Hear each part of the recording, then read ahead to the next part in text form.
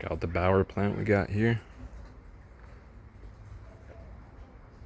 We got kind of a little hippie or semi-hippie circle going. Coming out of this planter here. Uncle gave it to us. The landscaper too. Super nice pot. Mission to get it here though. Check out the flowers. Oh, I got a little spider on there.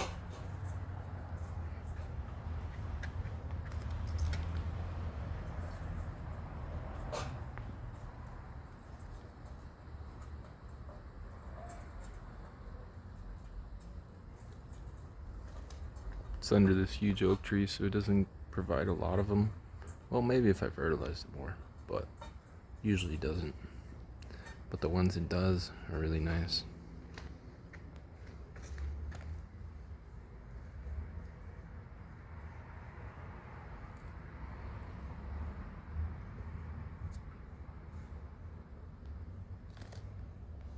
It smells pretty good too.